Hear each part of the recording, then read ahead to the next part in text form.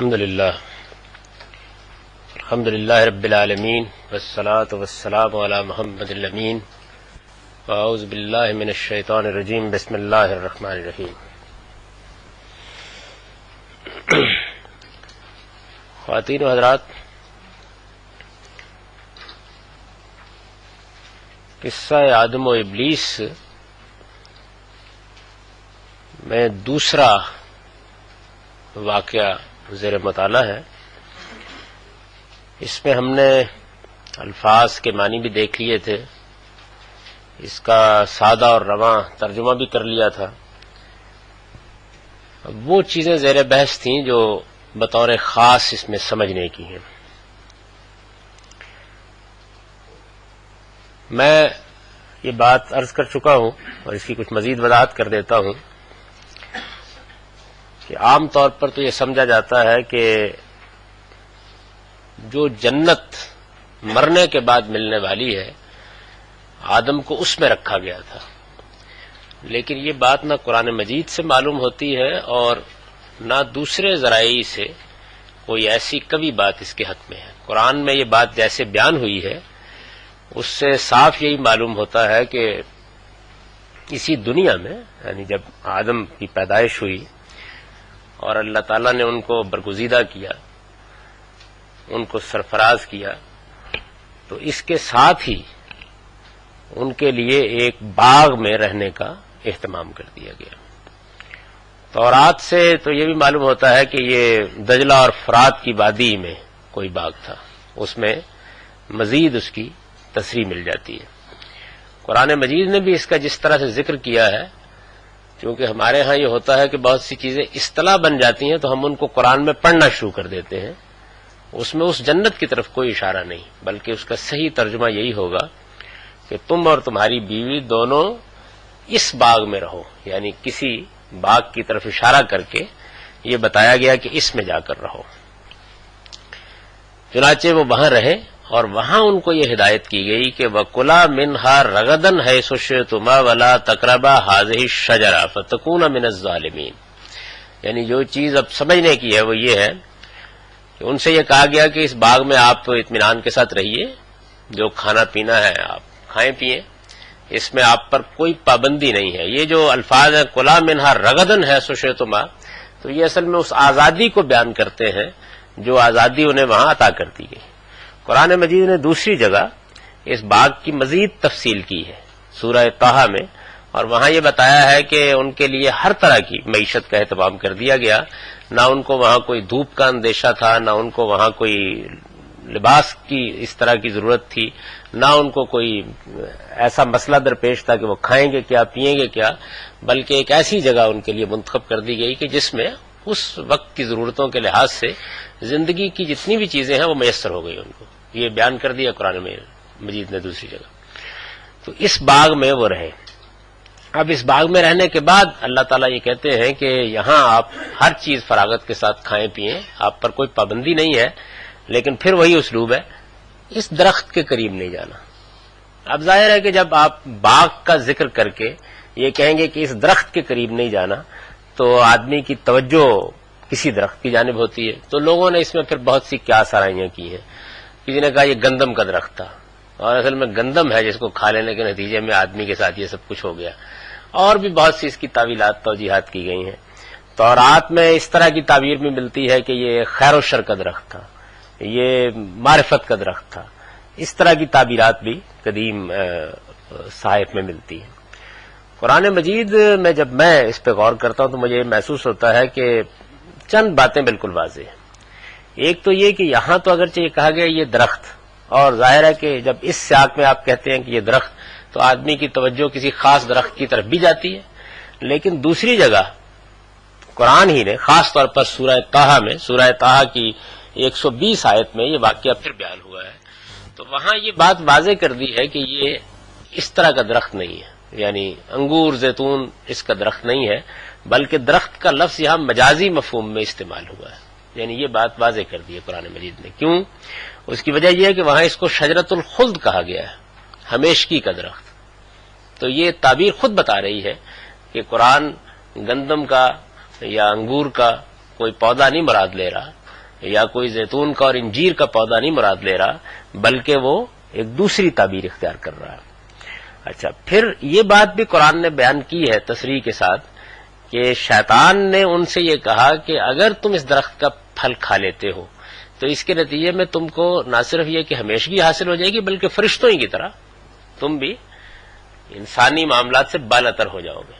یہ بات کہی۔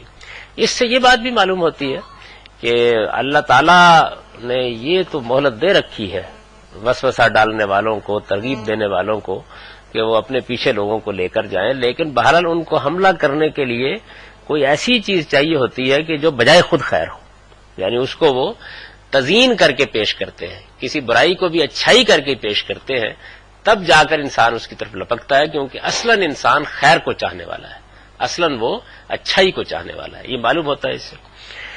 پھر یہ ہے کہ جب یہ کہا گیا کہ آپ اس درخت کے قریب نہ جائیں تو اس کے کچھ نتائج بیان کیے گئے، یعنی یہاں تو یہ تفصیل نہیں بیان ہوئی، سورہ طٰہٰ میں اس کے کچھ نتائج بیان کیے گئے ہیں۔ یہ بیان کیا گیا ہے کہ جیسے ہی انہوں نے درخت کا پھل کھایا تو ان کی شرمگاہیں ان پر نمایاں ہو گئی، یعنی یہ بات بھی قرآن نے واضح کر دی ہے۔ وَاتَّفِقَ یَخْصِفَانِ عَلَیہِمْ مِن بَرَقِ الْجَنَّةِ، اور جیسے ہی وہ اس کیفیت سے باہر آئے اور ان کی شرمگاہیں ان پر نمایاں ہوئیں تو انہوں نے درختوں کے پتے اپنی شرمگاہوں پر رکھنا شروع کر دیے، یعنی ڈھانپنا شروع کر دیا۔ یہ بات بھی اس سے معلوم ہوتی ہے۔ تو اس وجہ سے میرا اپنا جو رجحان ہے وہ میں نے یہاں بیان کر دیا ہے، وہ یہ ہے کہ یہ در حقیقت شجرہ تناسل ہے، اور اس کے لیے بھی ہم شجر کا اور شجرہ کا لفظ مجازی مفہوم میں بولتے ہیں، یعنی ہم بھی یہ کہتے ہیں کہ آپ کا شجرہ نسب کیا ہے، تو اس میں شجرہ کا لفظ اصل میں ایک مجازی مفہوم میں بولا جا رہا ہوتا ہے۔ اس کا مطلب یہ ہوتا ہے کہ آپ کے ہاں آپ کی نسل جیسے چلی آ رہی ہے، اس میں باپ دادا کون ہے، اس سے بھی ایک درخت ٹری وجود میں آ جاتا ہے، گویا جیسے کہ آپ دیکھتے ہیں کہ ایک بیج سے چیزیں پھوٹتی ہیں، شاخیں نکلتی ہیں، تو انسان کا جو ذل و شوق کا تعلق ہے، جس تعلق کے نتیجے میں آدم کی ذریت آگے بڑھی ہے، یعنی آدم ایک فانی مخلوق، اس کو بہرحال دنیا سے جانا تھا، اگر وہ میاں اور بیوی کی حیثیت سے زندگی بسر کرنے کے لیے تیار نہ ہوتے یا یہ تعلق آپس میں قائم نہ کرتے تو اس کا لازمی نتیجہ یہ نکلتا کہ بس معاملہ ختم ہو جاتا۔ تو شیطان نے اسی جگہ سے ان کو کہا۔ یہ پابندی بالکل ایسے ہی ہے جیسے کہ اللہ تعالیٰ اب بھی اپنی اطاعت کے لیے رمضان کے مہینے میں پابندی لگا دیتے ہیں، میاں بیوی کے درمیان پابندی لگا دیتے ہیں، تو معلوم ہوتا ہے کہ ان کو میاں اور بیوی کی حیثیت سے وہاں رکھنے کے بعد یہ کہا گیا کہ آپ جو بھی نعمتیں آپ کو حاصل ہیں ان سے فائدہ اٹھائیں، لیکن اس درخت کے، یعنی مجاز کے مفہوم میں کہا، اس درخت کے قریب آپ نہیں جائیں گے۔ اس میں چونکہ انسان کے اندر ایک فطری کشش رکھی گئی ہے، تو معلوم ہوتا ہے کہ شیطان نے اسی چیز کو ابھارنا شروع کیا، یعنی وسوسہ ڈالنا شروع کیا، رغبت دلانا شروع کی، اور چونکہ اس طرح کی صورتحال میں ایک خاص طرح کی کیفیت بھی آدمی پر طاری ہو جاتی ہے، اور بعض اوقات وہ بھول جاتا ہے اس کیفیت میں کہ اس کو اس چیز سے روکا گیا تھا۔ یہ معاملہ جو ہے یہ اب بھی انسانوں کو پیش آتا ہے اور بالکل اسی طریقے سے پیش آ جاتا ہے، لیکن جب وہ اس کیفیت سے نکلتا ہے تو پھر ہوش کے ساتھ سوچنا شروع کر دیتا ہے کہ یہ میں کیا کر بیٹھا ہوں۔ بالکل یہی صورت قرآن مجید نے بتایا ہے کہ ان کے ساتھ بھی ہوئی، یعنی جب وہ اس مرحلے سے گزر گئے تو اس کے بعد یک بیک یہ محسوس ہوا کہ یہ تو اللہ کے حکم کی خلاف ورزی ہو گئی، اللہ کے حکم کی خلاف ورزی ہو گئی، یعنی یہ نہیں کہ وہ ان کے لیے کوئی بدکاری کی نوعیت کی چیز تھی، ایسی پابندی تھی جیسے میاں بیوی کے تعلق کے اوپر آپ رمضان کے مہینے میں بھی اللہ کی اطاعت کو دیکھنے کے لیے پابندی لگا دیتے ہیں، حالانکہ وہ تعلق جائز ہوتا ہے ان کے ساتھ۔ تو میں اس کو اس طرح سمجھتا ہوں، یعنی میرے نزدیک جو اصل مسئلہ پیش آیا وہ یہ ہے۔ چنانچہ میں نے اس کے اوپر یہ نوٹ لکھا ہے کہ سورہ طٰہٰ کی آیت 120 میں اسے شجرۃ الخلد کہا گیا ہے۔ اس سے واضح ہے کہ لفظ شجرہ یہاں مجازی مفہوم میں ہے، یعنی یہ حقیقی درخت کے معنی میں نہیں ہے، کیونکہ ہمیشگی کا درخت، خیر و شر کا درخت، اگر آپ یہ تعبیر اختیار کریں گے تو یہ تو فیصلہ ہو گیا پہلے ہی مرحلے میں کہ اب یہ گیہوں کا درخت نہیں ہے، انگور کا درخت نہیں ہے، انجیر کا درخت نہیں ہے، یہ وہ درخت نہیں ہے۔ قرآن نے جب یہ بات کہہ دی، اور یہ بات بھی بالکل واضح ہوتی ہے کہ شیطان نے کیا کیا ہوگا، یعنی اس نے یہ کہا ہوگا کہ تم تو فانی مخلوق ہو، تمہاری اگر کوئی ہمیشگی کی ضمانت ہو سکتی ہے تو اسی راستے سے ہو سکتی ہے، اور کوئی شک نہیں کسی راستے سے ہوئی ہے۔ یعنی انسان اس دنیا کے اندر اگر آدم کی حیثیت سے بحیثیت مجموعی موجود ہے تو وہ اصل میں اسی راستے سے موجود ہے۔ آج وہ اس راستے کو بند کر دے تو اس کے بعد فنا ہو جائے گا، یعنی ایک نسل چاہیے بس، خاتمہ ہو جائے گا. تو اس نے کہا یہی کہ میں تم کو ایک ایسی بادشاہی کے بارے میں نہ بتاؤں کہ جو کبھی ختم نہیں ہوگی اگر تم میری بات مان لو. قرآن مجید نے یہی کہا ہے هل ادلکم علی شجرۃ الخلد وملک لا یبلی. دوسری جگہ قرآن کے الفاظ یہ ہیں کہ کیا میں تم لوگوں کو وہ درخت نہ بتاؤں کہ جس کا پھل کھانے کے نتیجے میں تم لوگ ہمیشہ جیو گے اور تمہیں ایک ایسی بادشاہی حاصل ہو جائے گی جو کبھی ختم نہیں ہوگی. یہ بڑی خوبصورت تعبیر ہے اسی صورتحال کی جو آدم اور اس کی ضروریت کو درپیش ہے. یعنی اگر وہ اس درخت کا پھل نہ کھاتے تو خاتمہ ہو جاتا، موت واقع ہو جاتی. اور موت بہرحال آنا تھی، 1000 سال بعد آتی، 500 سال بعد آتی. اس کے بعد آدم اور اس کی ضروریت کے لیے آگے بقا کا کوئی اہتمام نہیں تھا. یہی چیز تھی کہ جو بقا کا اہتمام کر سکتی تھی. یہ بجائے خود تو ایک اچھی چیز تھی، شیطان نے اسی کو مسئلہ بنا لیا اور مسئلہ بنا کے اللہ تعالیٰ نے روک رکھا ہوا تھا، اس کی خلاف ورزی کرا دی. اللہ نے کیوں روک رکھا تھا یہ ہم آگے زیر بحث لائیں گے.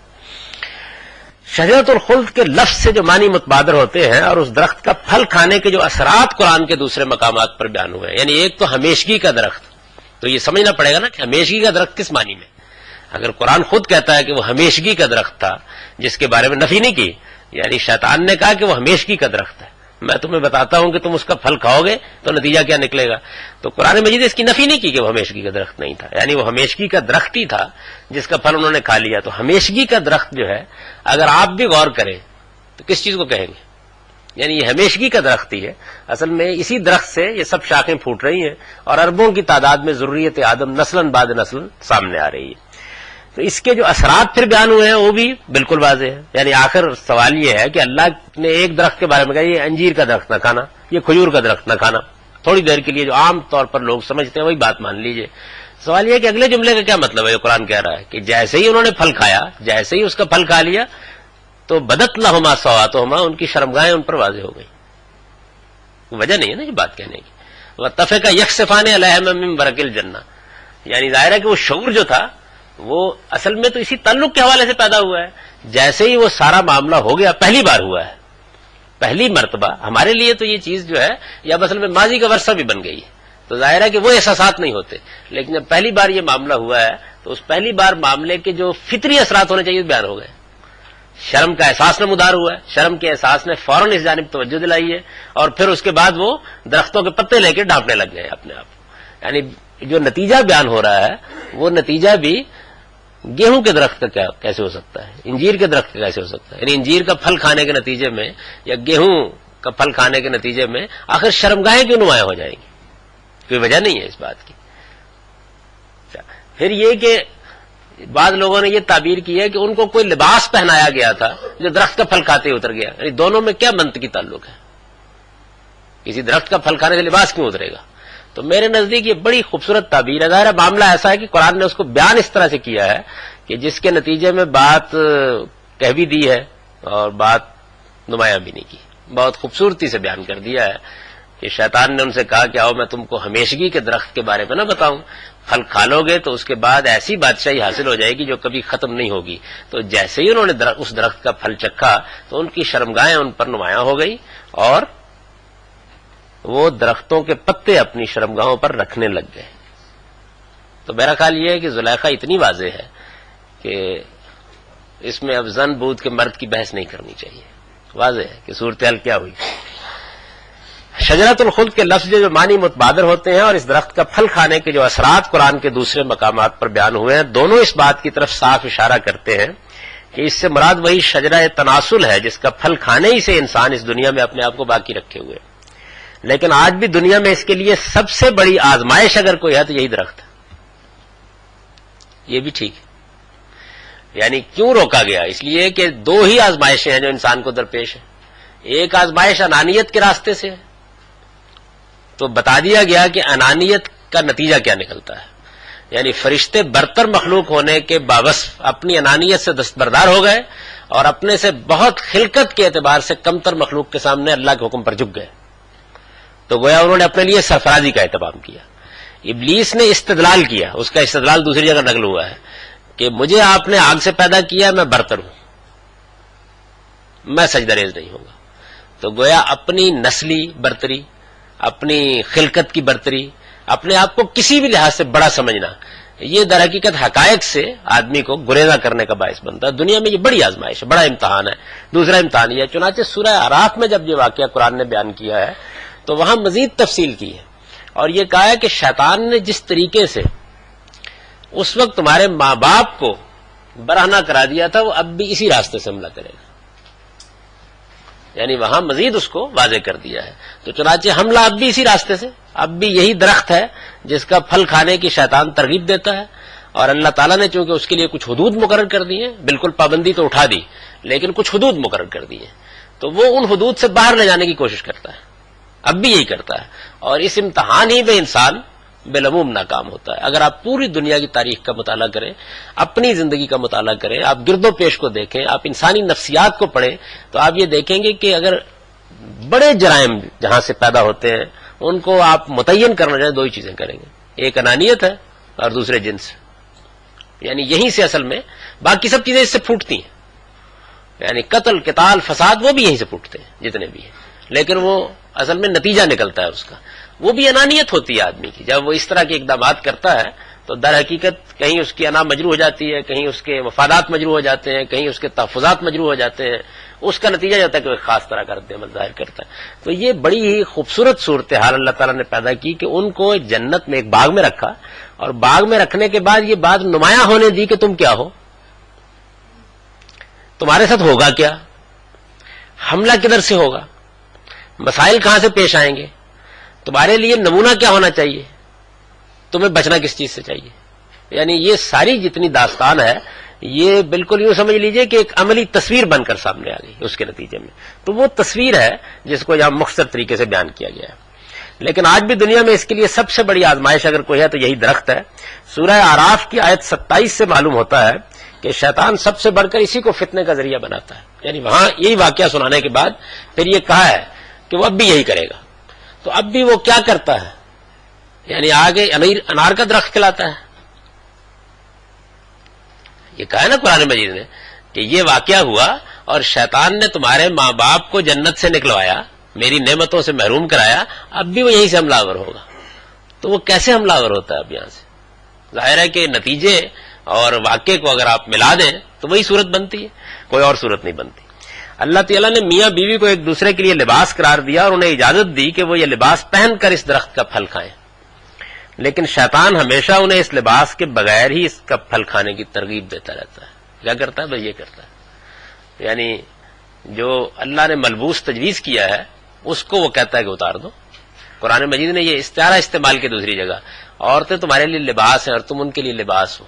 تو اس کا مطلب یہ ہے کہ ایک پردہ ہے جس کا اہتمام کیا گیا ہے اس درخت کا پھل کھانے کے لیے. شیطان کہتا ہے اس کو اتار دو, کیونکہ بیوی لباس ہے نا, دوسری عورت تو لباس نہیں ہے.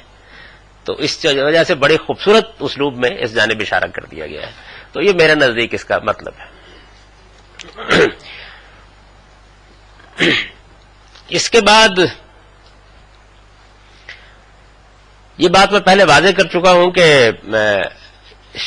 آدم ظاہر ہے کہ اللہ تعالیٰ نے ان کو پیغمبری کے منصب پر فائز کرنا ہے, وہ معمولی شخصیت نہیں ہے, یعنی ہمہ شمار نہیں ہے, ایک غیر معمولی شخصیت ہے. تو یہ سوال پیدا ہوتا ہے نا کہ ایک درخت مثال کے طور پر کہا گیا یہ انگور کا درخت ہے, پھل نہیں اس کا کھائیں گے, تو اس کا پھل کھانے پہ آمادہ کرنے کے لیے وہ کیا محرک ہے جو انسان کے اندر پیدا ہوتا ہے.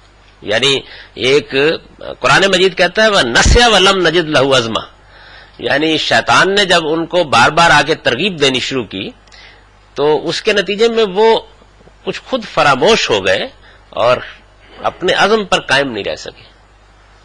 تو یہ چیز جو پیدا ہوئی آدم کے اندر, اور ظاہر ہے کہ ایک غیر معمولی اچھائی کے لیے پیدا ہوئی, یعنی شجرہ خلد کہا ہے نا, ہمیشگی حاصل کرنے کے لیے, اپنی نسل کی بقا کے لیے. تو یہ چیز ان کے اندر پیدا, لیکن آپ کتنی ترغیب بھی دے دیں, سوال یہ ہے کہ کوئی محرک ہونا چاہیے نا. مثلا مال کے لیے انسان کے اندر ایک رغبت رکھی گئی ہے, تو جب آپ مال کی رغبت کی طرف اس کو ترغیب دیتے ہیں تو کچھ وقت کے لیے وہ مزاحمت کرتا ہے, پھر مزاحمت کرتا ہے, اور پھر جب یہ دیکھتا ہے کہ اچھا اس سے تو یہ چیز آسانی سے حاصل ہو سکتی ہے, تو چونکہ رغبت بہت ہے اندر تو اس وجہ سے کوئی نہ کوئی غلط کام کر ڈالتا ہے. یعنی آپ ویسے مثال کے طور پر اس ہال میں داخل ہوں اور داخل ہو گئے کہ اس نشست پر نہیں بیٹھنا, تو آدمی نہیں بیٹھے گا.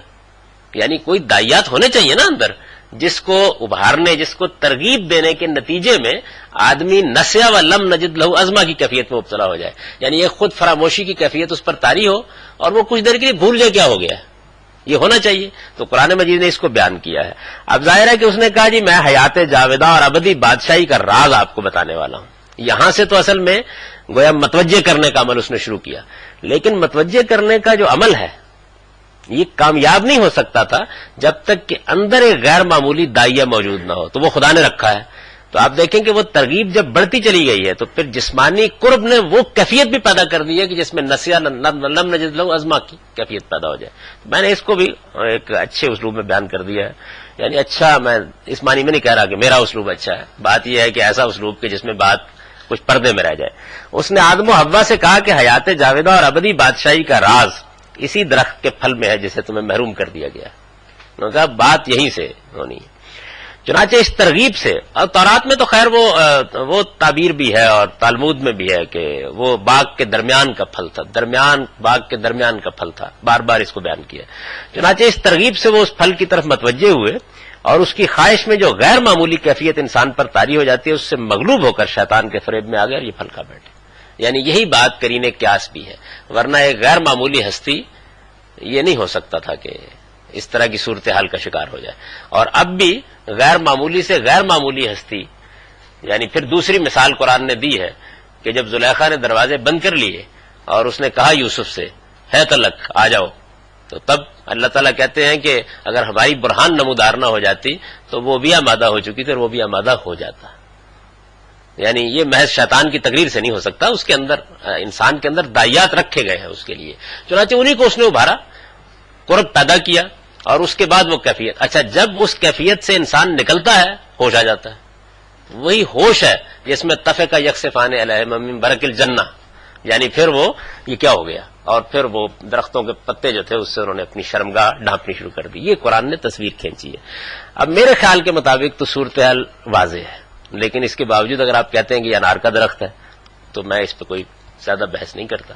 اس کی وجہ یہ ہے کہ ہم مسلمانوں کا یہ مزاج ہے، جیسے میں نے آپ کو سنا تھا، ہمارے استاد ایک ضرب المثل سنایا کرتے تھے کہ بھئی معاملہ یہ ہے کہ بعض اوقات اللہ تعالیٰ بھی، اللہ کا پیغمبر بھی اور کوئی صاحب علم بھی پوری بات جو ہے وہ ہر لحاظ سے بتا دیتا ہے، لیکن وہ کہتے ہیں کہ نہیں. تو اس کے لیے وہ سنایا کرتے تھے کہ کسی نے پہیلی سنائی کہ دال بھات کھاتی ہے، کھپرے کھپرے پھرتی ہے، میاؤں میاؤں کرتی ہے، پوچھا کیا ان کا کتا ہے.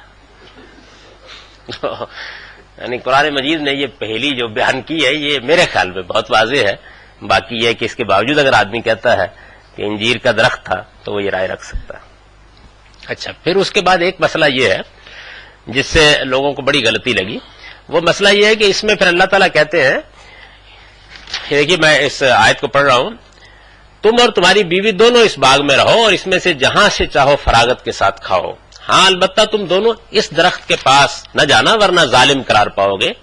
پھر شیطان نے ان کو وہاں سے پھسلا دیا اور جس حالت میں وہ تھے اس سے انہیں نکلوا کر چھوڑا اور ہم نے کہا یہاں سے اتر جاؤ، یہاں سے اتر جاؤ.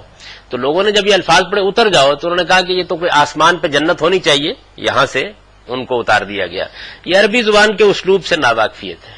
یعنی عربی زبان میں جب بھی آپ کسی جگہ سے نکلتے ہیں تو اس کے لیے نزلہ یا حبتئی کے الفاظ استعمال ہوتے ہیں. یعنی قدیم عربی کا انداز یہ ہے. چنانچہ میں نے اس کی مثال دے دی جس کے بعد جنت کی بحث میرے خیال میں ختم ہو جانی چاہیے، اور وہ یہ ہے کہ اسی سورہ کی آیت 61 میں، اسی سورہ بقرہ کی آیت 61 میں بنی اسرائیل یہ کہتے ہیں اللہ تعالیٰ سے کہ آپ یہ بنو سلوا تو اتار رہے ہیں، بٹیرے بھی ہیں، گوشت بھی ہے، سب ہے، لیکن یہ ہے کہ بڑے دن ہو گئے پیاز کھائے ہوئے اور بڑے دن ہو گئے ککڑیاں کھائے ہوئے، کوئی تنوع کا سامان دسترخوان پر ہونا چاہیے.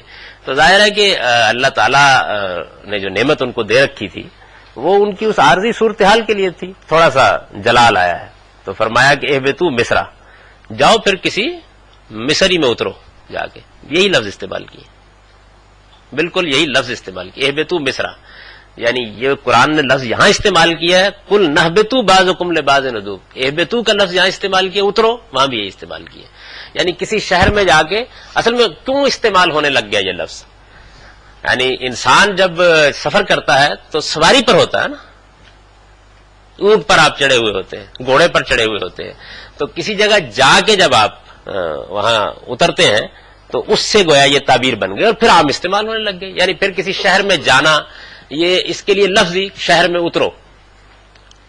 تب قافلوں نے پڑاؤ کرنے کے لیے اپنا سامان اتارنا شروع کر دیا، لفظ بولتے ہیں نا یہ آپ، یا تب لوگ جا کر وہاں اترے اور انہوں نے جا کے خیمے لگا لیے. تو یہ وہ اترو ہے، نہ کہ جنت سے اترو ہے. تو میرے نزدیک اس کی نوعیت یہ ہے. چنانچہ میں نے لکھ دیا ہے کہ اصل میں لفظ اہبتو استعمال ہوا ہے، اس میں اترو کا مفہوم وہی ہے جو اسی سورہ کی آیت 61 کے الفاظ اہبتو مصرع میں ہے. یعنی اے آدم و حوا اور ابلیس، تم سب اس باغ سے نکل کر زمین میں اتر جاؤ. زمین میں اتر جاؤ یعنی زمین میں چلے جاؤ. تو یہ قدیم عربی کی عام تعبیر ہے. یعنی آپ ان کے ادب کو پڑھیں گے تو یہ عام استعمال کرتے ہیں. نزلہ حبتا یہی الفاظ استعمال ہوتے ہیں. تو قرآن نے یہی استعمال کیے ہیں الفاظ. اچھا، پھر اس کے بعد ایک مسئلہ یہ ہے کہ یہ کہا اللہ تعالیٰ نے کہ بعضکم لبعض عدو، یعنی تم اب ایک دوسرے کے دشمن ہو. تو یہ سوال پیدا ہوتا ہے کہ کس کو کہا؟ یعنی تم ایک دوسرے کے دشمن ہو، یہ کس کو کہا؟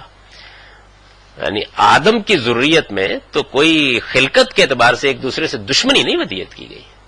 یعنی ایسا نہیں ہے کہ ہم سب انسان ایک دوسرے کے دشمن ہیں، ہم سب انسان ایک دوسرے کے دوست ہیں. دشمنی کبھی کبھی وجود میں آ جاتی ہے.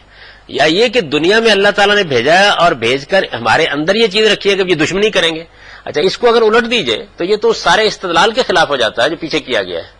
یعنی پھر تو فرشتوں کی بات جو ہے وہ خود اللہ تعالیٰ نے تھوڑے توقف کے بعد مان لی. یعنی پہلے استدلال کیا اور اس کے بعد مان لی. تو میرے نزدیک یہ ہے کہ یہ انہی اہل علم کی رائے اس میں ٹھیک ہے جو یہ کہتے ہیں کہ در حقیقت جنات کے لیے بھی اس وقت اس دنیا کے اندر، یعنی جنات وجود پذیر ہو چکے تھے، ان کی تخلیق ہو چکی تھی، لیکن اس دنیا کے اندر جو ان کو مہلت دی گئی ہے یہ اس کے بعد ہی ملی ہے. چنانچہ اس مہلت کا ذکر ہے قرآن مجید میں. جو ابلیس نے کہا، اس نے کہا کہ آپ آدم کو یہ مہلت دے رہے ہیں نا، یعنی آدم کی اب ذریت پیدا ہوگی، یہ دنیا میں رہے گا ایک لمبے عرصے تک، آپ اس کو مہلت دیں، یہی مجھے بھی دے دیجیے. یعنی اس نے یہی کہا. تو یہ اصل میں آدم، حوا اور ابلیس، ان کو کہا گیا ہے کہ اب تم جاؤ، اب تمہارے درمیان دشمنی کا، یعنی تم ایک دوسرے کے ساتھ اب معاملہ کرتے رہو گے، تم اس کے دشمن، وہ تمہارے دشمن. تو یہ دشمنی جو ہے یہ معلوم ہے. یعنی یہ ہمیں معلوم ہے کہ ابلیس اور ذریت. آگے پھر قرآن نے سورہ اعراف میں جہاں یہ واقعات بیان کیے ہیں وہاں یہ بھی بیان کیا ہے کہ دیکھو شیطان ابلیس اور اس کا قبیلہ تمہیں وہاں سے دیکھتا ہے جہاں سے تم ان کو نہیں دیکھتے. ان کے اور تمہارے درمیان دشمن. اور یہ عدو کا لفظ جو ہے جو یہاں استعمال ہوا وہ تو گویا شیطان کے لیے ایک عام تعبیر بن گئی. یعنی عدو مبین، وہ تمہارا کھلا دشمن ہے. کھلا دشمن یعنی اس نے تو چیلنج دے کے دشمنی اختیار کر رکھی ہوئی. وہ یہ کہتا ہے کہ میں گمراہ کروں گا، اور یہ چیلنج اس کا قرآن میں دوسری جگہ بیان بھی ہوا ہے. تو یہ کہا کہ اب تمہارے اور ان کے یعنی کشمکش جو پیدا کرنی ہے. میرے نزدیک اس کا صحیح مفہوم یہ ہے کہ جو کشمکش اس دنیا میں پیدا کی گئی ہے اس کے لیے دو چیزوں کی ناگزیر ضرورت ہے. انسان کا اپنا وجود، اور انسان کے اپنے وجود کے اندر کیا چیز ہے.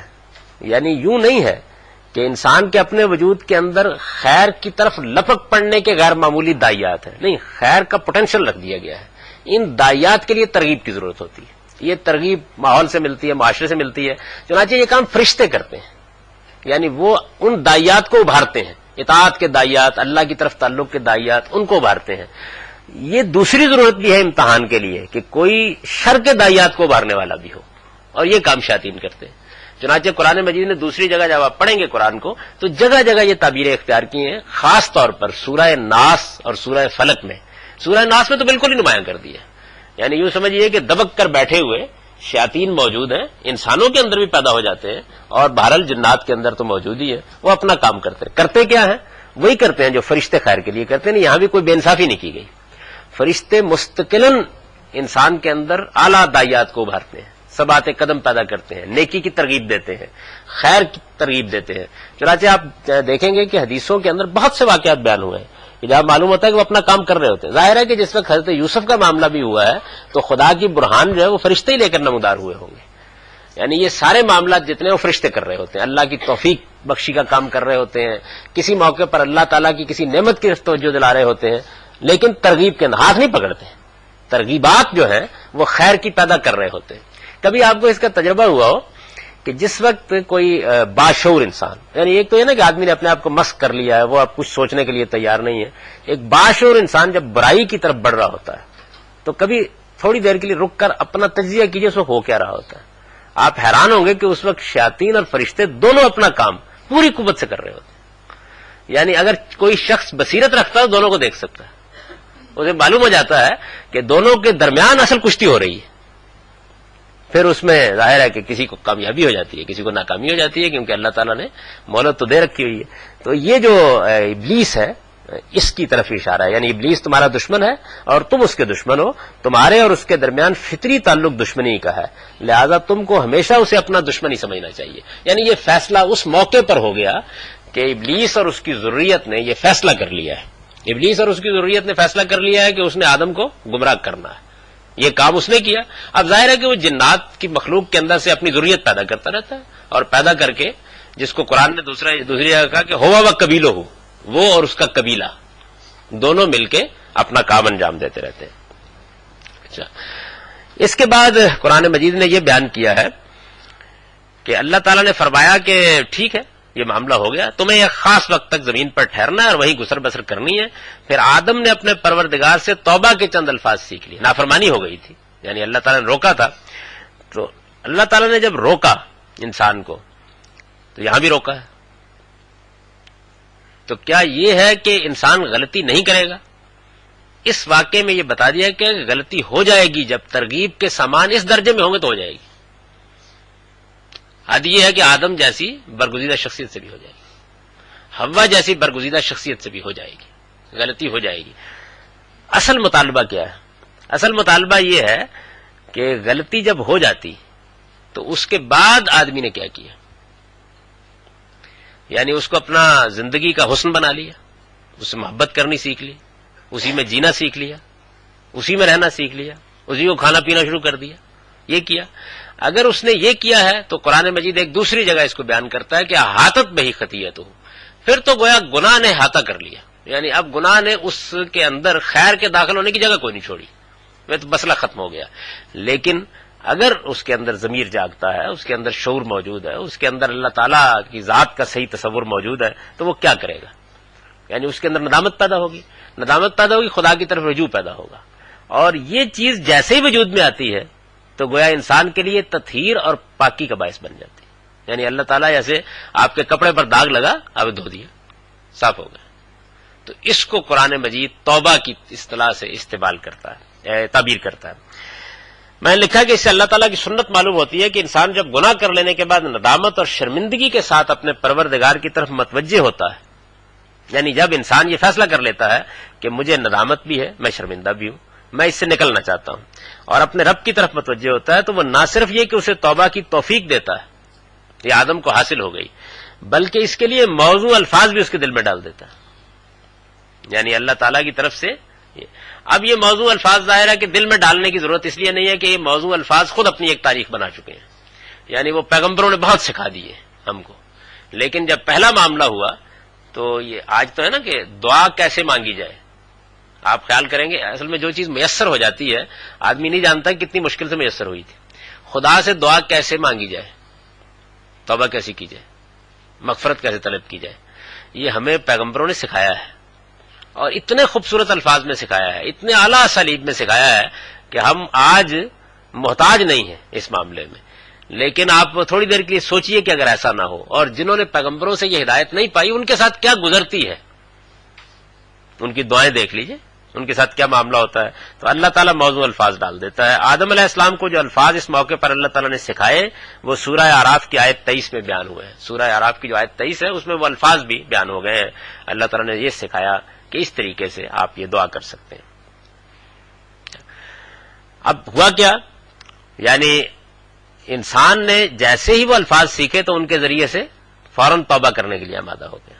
یعنی شیطان نے بھی, ابلیس نے بھی غلطی کی, اللہ تعالیٰ نے توجہ دلائی کہ یہ تم نے کیا کیا ہے, یعنی خدا کے سامنے اکڑتے ہو. اس نے کہا کہ جی بات یہ ہے کہ آپ نے مجھے تو آگ سے پیدا کیا تھا, جس کو مٹی سے پیدا کیا ہے, اس کے بعد یہ کیا دھاندلی شروع کر دیا آپ نے, آپ کہتے ہیں کہ اس کے سامنے میں سجدہ ریز ہو جاؤں, یہ تو میری احانت ہے. تو قرآن نے کہا ابا واستکبر, یعنی اس نے انکار کر دیا اور اس کے اندر تکبر پیدا ہو گیا. تکبر اتنا بڑا جرم ہے, وہی انانیت. تکبر کیا چیز ہے اس کو حضور نے بیان کیا نا. ایک موقع پر پوچھا کسی نے کہ کیا اپنے آپ کو اچھا سمجھنا، اپنی کوئی خوبی محسوس کرنا، کوئی اچھا لباس پہن لینا، اچھا گھر بنا لینا، یہ تکبر ہے؟ تو حضور نے فرمایا نہیں، کوئی چیز تکبر نہیں ہے. تکبر یہ ہے کہ بطر الحق و غمت الناس، تم دوسروں کو حقیر سمجھو اور کسی صحیح بات کے سامنے ڈٹ جاؤ، یہ تکبر ہے. تو یہ جو تکبر ہے اس کا اظہار شیطان سے ہوا. اور قرآن نے ایک دوسری جگہ یہ بیان کیا ہے کہ اللہ تعالیٰ جنت میں کسی مستکبر کو، تکبر کرنے والے کو داخل نہیں کرے گا. اونٹ سوئی کے ناکے میں داخل ہو سکتا ہے، مستکبر جنت میں نہیں جا سکتا. یعنی یہ اصل میں وہ جرم ہے جو ابلیس سے ہوا ہے، اور اسی پر متنبع کیا گیا ہے. انسان جب غلطی کرتا ہے، گناہ کرتا ہے، تو غلطی اور گناہ تکبر نہیں ہے. یعنی آدم سے غلطی ہوئی، جیسے ہی رجوع ہوا تو فوراً اپنے رب کی طرف پلٹے. اللہ تعالیٰ نے توبہ کے الفاظ القاء کیے تو فوراً زبان پر آ گئے اور اپنے پروردگار کے سامنے سجدہ ریز ہو کے انہوں نے اپنے مالک سے معافی مانگ لی. تو میں نے یہ لکھا کہ اس لیے کہ انسان اپنی فطرت کے لحاظ سے کوئی مجرم نہیں ہے. وہ اگر گناہ کرتا ہے تو اس وجہ سے نہیں کرتا کہ وہ ازلی گناہ گار ہے، جیسے کہ مسیحی علم کلام میں یہ مان لیا گیا کہ وہ تو ازلی گناہ گار ہے.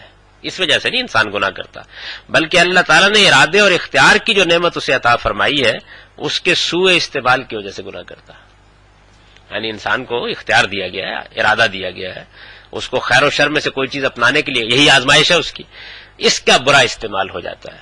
اس گناہ سے اپنے آپ کو پاک کرنے کے لیے اللہ تعالیٰ نے توبہ و اصلاح کا طریقہ اسے بتایا ہے. اس کے لیے کفارے کا کوئی عقیدہ وضع کرنے کی ضرورت نہیں ہے. یعنی اللہ تعالیٰ نے یہ نہیں بتایا کہ پھر میں اپنا بیٹا پیدا کروں گا، پھر اس کو پھانسی چڑھایا جائے گا اور اس سے تمہارے گناہوں کا کفارہ ہو جائے گا، بلکہ توبہ و اصلاح کا طریقہ بتایا ہے. ہر انسان جب غلطی کرتا ہے، جیسے آدم نے توبہ کی ایسے ہی اسے توبہ کرنی چاہیے.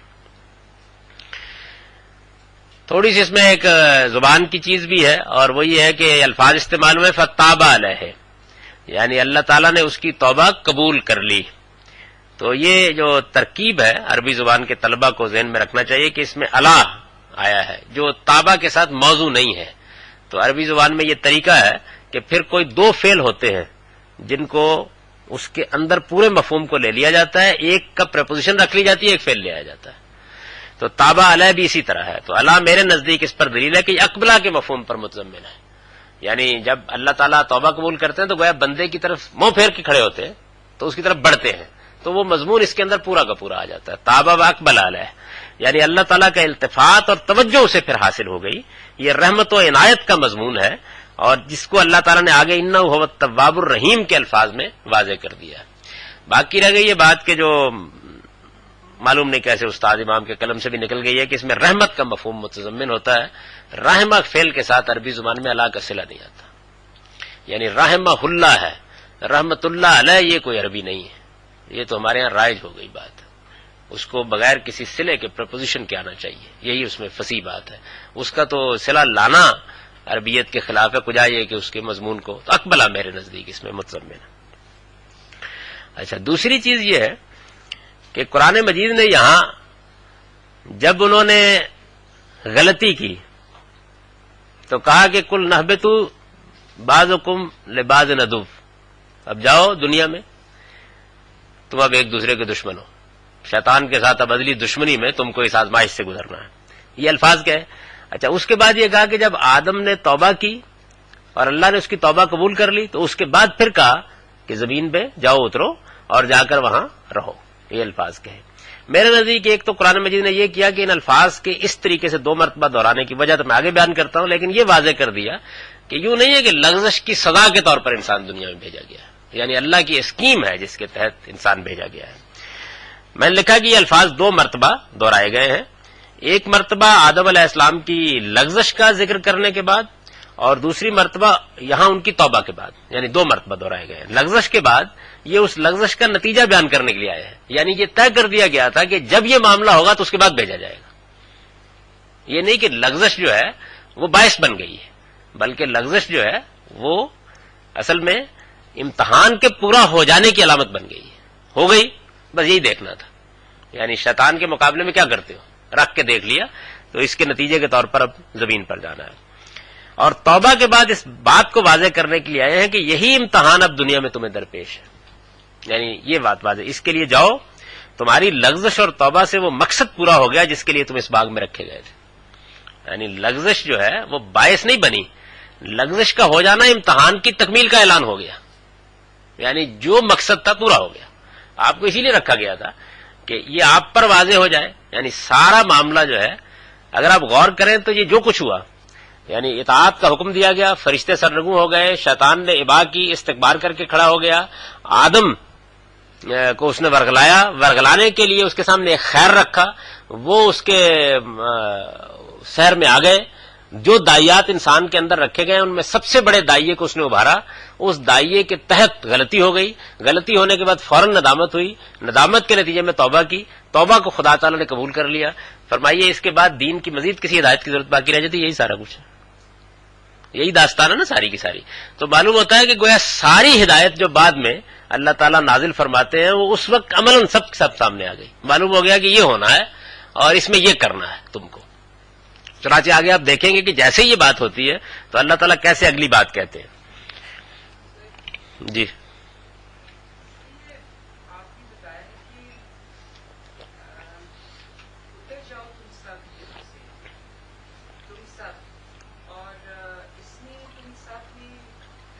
شامل ہے اور حوا بھی شامل ہیں اور ابلیس بھی شامل ہیں. تو پھر یہ ایک دوسرے کے دشمن ہوئے، تو پھر آدم اور حوا بھی ایک دوسرے کے دشمن ہوئے. دو گروہ ہیں جن کو کہا گیا. یعنی جب یہ کہا جائے گا دو گروہ کھڑے نا، آدم و حوا تو ایک ہی چیز ہے، وہ انسان ہے. لیکن سر اس سے پہلے انہوں نے کہا پھر پھسلا دیا ان دونوں کو شیطان نے، یعنی دونوں کو کیٹیگوریکلی مینشن کیا ہے اوپر. لیکن جب ہم نیچے آتے ہیں تو پھر صرف آدم توبہ کر رہے ہیں، دونوں توبہ نہیں کر رہے، تو پھر اس کو گروپ میں کر دیا ہے. یہ وہ میں پہلے عرض کر چکا ہوں کہ عربی زبان میں یا قدیم ادب میں یہ علی سبیل تغلیب کا اسلوب ہوتا ہے. یعنی حوا تو کر ہی رہی ہیں، یعنی اس کو الفاظ میں نہیں بیان کیا جاتا عام طور پہ. ظاہر ہے کوئی وجہ نہیں ہے کہ انہوں نے توبہ استغفار نہ کی ہو، لیکن آدم نے کی تو گویا حوا نے بھی توبہ کر لی. تو یہ عام طریقہ ہے. جیسے پیچھے بیان کیا نا کہ یہ ذکر نہیں کیا کہ ہم نے جنوں کو بھی کہا تھا کہ سجدہ ریز ہو جاؤ، یہ کہا کہ فرشتوں سے کہا سجدہ ریز ہو جاؤ، ابلیس نہیں مانا، جن تھا. تو یہ اس قدیم زبان کے یہ اسالیب ہے، یہ طریقہ ہے.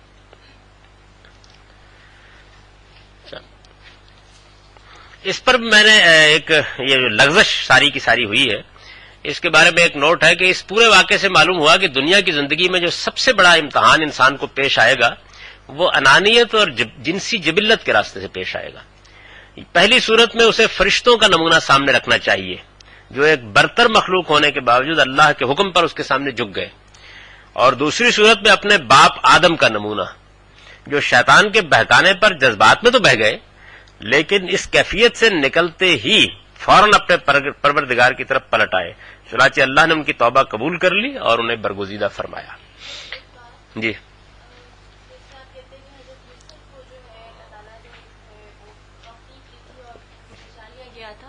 تو اسی طرح حضرت آدم کو بھی اللہ تعالیٰ بچا سکتے تھے. اس کا مطلب ہے کہ اللہ تعالیٰ نے خود یہ اسکیم واضح کرنے کے لیے سب کچھ کیا. جی بالکل ایسا ہی مطلب مرضی شامل تھی اللہ تعالیٰ ہونے دیا معاملہ. ویسے وہ معاملہ تو ہونا ہی تھا، یعنی اس کو ہونے دیا. یوسف کے معاملے میں تو ایک ایسی صورتحال پیدا ہو رہی تھی کہ جو ایک بدترین گناہ ہے. یہاں تو میاں بیوی ہیں، یعنی ہیں تو دونوں میاں بیوی، تو اس وجہ سے یہاں گناہ کوئی ایسا معاملہ نہیں ہو رہا تھا بلکہ وہی چیز تھی جو نمایاں کرنا پہ، تو ہونے دیا گیا اس معاملے کو. اچھا اب اس کے بعد آگے بڑھیے تو آگے اللہ تعالیٰ یہ فرماتے ہیں کہ تم اب جاؤ زمین میں رہو، وہاں پہ جا کے فَإِمَّا يَأْتِيَنَّكُم مِّنِّي هُدًى فَمَن تَبِعَ هُدَايَ فَلَا خَوْفٌ عَلَيْهِمْ وَلَا هُمْ يَحْزَنُونَ. یعنی جتنی ہدایت اس وقت مقصود تھی وہ دے دی گئی ہے، اور اب اس کے بعد ضرورت پڑے گی ہدایت کی. تو میری طرف سے اگر کوئی ہدایت تمہارے پاس آئے تو یاد رکھو کہ تم میں سے جو لوگ میری اس ہدایت کی پیروی کریں گے ان کا صلہ جنت ہے. انہیں وہاں کوئی اندیشہ ہوگا اور نہ وہ کوئی غم کبھی کھائیں گے، اور جنہوں نے اس کا انکار کیا اور ہماری آیتوں کو جھٹلایا وہ دوزخ کے لوگ ہیں، وہ ہمیشہ اسی میں رہیں گے. یعنی اسی موقع پر یہ بتا دیا گیا کہ اب جہاں ضرورت پڑے گی میری ہدایت آئے گی. یعنی بات کو یہاں ختم کیا گیا ہے، یہ سارا سلسلہ بیان یہاں ختم ہوا ہے. مطلب کیا ہے؟ یعنی تم جس امتحان میں ڈالے گئے ہو وہ بڑا سخت امتحان ہے. اس میں تنہا اپنی عقل و فطرت کی رہنمائی سے تمہیں کامیابی میں مشکل ہو سکتی ہے.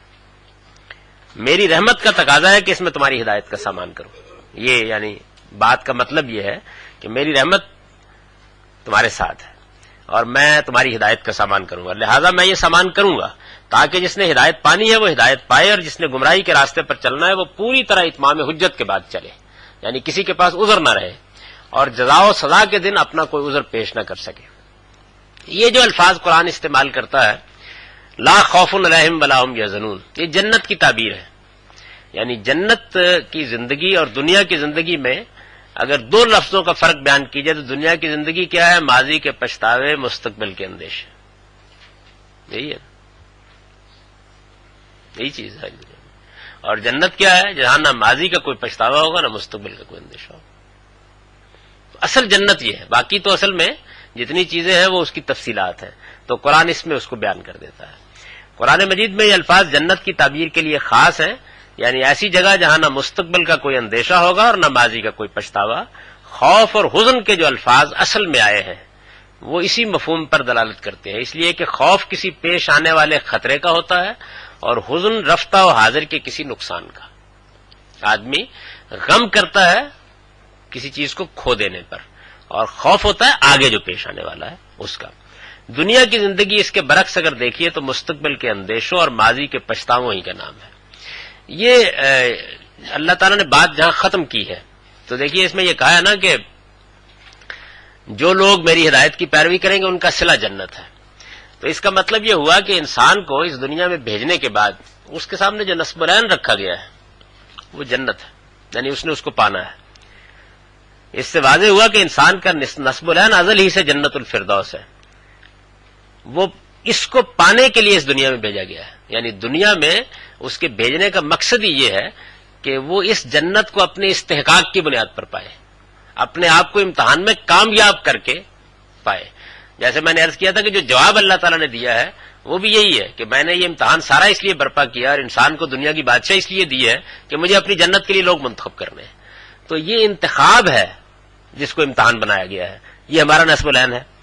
اچھا، اب آپ دلچسپ بات دیکھیں کہ انسان کے تمام اعمال جتنے ہیں اگر آپ کبھی غور کریں انسان کے اندر اتر کر تو اس کا محرک یہی جنت ہے. انسان کے تمام اعمال کا محرک اس کا کیا ہے؟ یہی جنت ہے. اچھا، اب آپ فرمائیں گے کہ ایسا تو نہیں ہے، یعنی انسان تو دنیا کے اندر بڑی جدوجہد کرتا ہے دنیا کے لیے. وہ اگر اس کی اصلی جگہ پر اس کے حصول کی جدوجہد نہ بھی کر رہا ہو، یعنی کیا کرے گا؟ یا تو جنت جہاں ملنی ہے اس کے حصول کی جدوجہد کرے گا، کیونکہ یہ نصب العین ہے، اس کے لیے اس کی فطرت کے اندر ارج رکھا گیا ہے، بڑا شدید داعیہ ہے کہ وہ جنت کو پائے.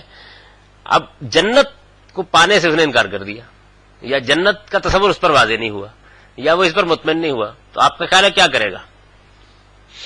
وہ اپنے علم و عمل کی تمام صلاحیتیں پھر اسی دنیا میں اسے پانے کی جدوجہد میں صرف کرے گا، یعنی یا اس جنت کے لیے یا دنیا کو جنت بنانے کے لیے، انفرادی اور اجتماعی سطح پر. پوری انسانیت کی تاریخ یہی ہے. یہ چیز اس کی فطرت میں ودیت ہے، وہ نہ چاہتے ہوئے بھی اسی نصب العین کے لیے جیتا اور اسی کے لیے مرتا. یعنی جو نصب العین اندر رکھ دیا گیا ہے یا تو وہ صحیح جگہ پہ اس کو پائے گا یا دنیا میں پائے گا. دنیا کے اندر ہمارے اس پچھلے 200 سال میں جو تحریکیں اٹھیں، ایک لفظ میں بیان کیجیے اگر ان تحریکوں کو، تو وہ دنیا میں جنت کو پانے کی جدوجہد ہے. جتنی تحریکیں اٹھی سب کی سب جتنی. ایک بزرگ ہے تھے ہمارے، تو وہ مولانا مودودی صاحب سے ملنے کے لیے گئے. مل کے جب آئے تو پوچھا کسی نے کہ کیا ملاقات رہی، تو ایک لفظ میں انہوں نے تبصرہ کیا کہ ان کو اصرار ہے کہ وہ دنیا میں جنت بنا کے رہیں گے. یعنی پوری دعوت کو انہوں نے ایک لفظ میں بیان کر دیا. اس وقت بھی اگر آپ غور کریں تو سارا جتنا کچھ بھی ہو رہا ہے وہ یہی ہو رہا ہے. اور اصل کشمکش کے آخری الفاظ کہہ رہا ہوں، پیغمبر جنت جہاں ہے بتانے کے لیے کھڑے ہیں، اور دنیا کے مفکرین جہاں وہ کبھی نہیں ملے گی اسے دینے کے لیے کھڑے ہیں. ایک ہی کشمکش، ایک ہی. جی وہ تو آپ جب نہیں جاتے وہاں پہ تو کہیں نہ کہیں تو جائیں گے، فارغ تو نہیں بیٹھ سکتے.